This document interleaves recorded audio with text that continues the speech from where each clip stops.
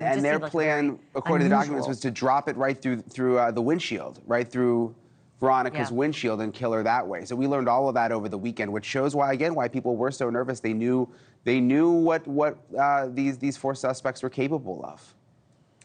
All of these allegations until they're proven in court, but I do go back to this quote.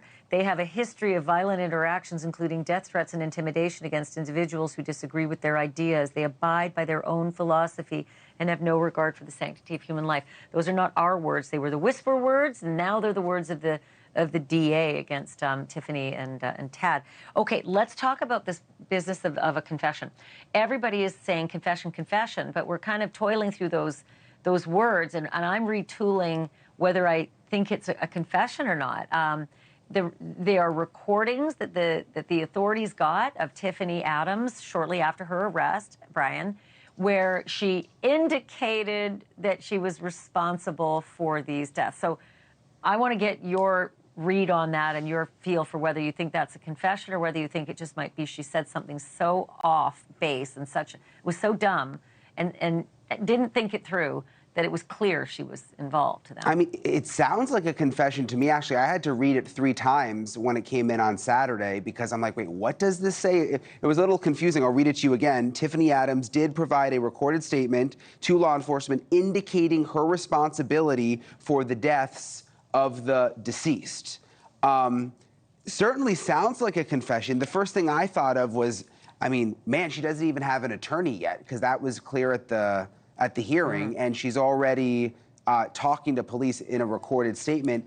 You know, Oklahoma is a death penalty state. Is it possible? I mean, she's slick.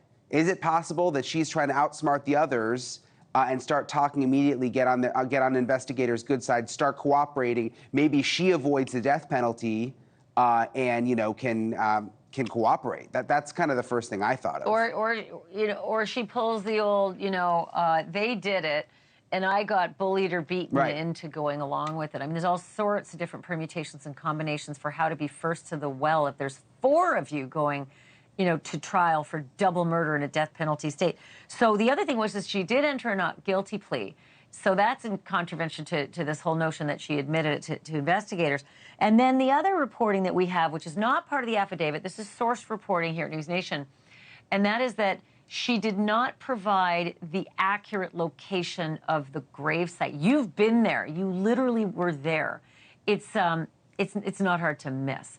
What do you make of the fact that she didn't provide accurate information to the gravesite, to the investigators? I mean, is it possible she wasn't there? And back to the not guilty plea, I mean, I think that's almost like a formality. They all just entered not guilty pleas immediately. So I don't know that really means, well, then why did she confess and how do those two things relate to each other? I think she didn't have a lawyer yet and she just automatically entered the not guilty plea. In terms of where the bodies were discovered and whether she led them to the wrong spot or gave bad information, I don't really know what to make of it. What I've heard from the beginning is that it was the burner phone, cell phone pings that led police to that area and to start digging in that area. And if you live in that area, and I learned this talking to the ranchers out there, if you live out there, you know what the soil is supposed to look like, you know the color it's supposed to be, you know the consistency it's supposed to be, you know exactly the way it's supposed to feel under your feet.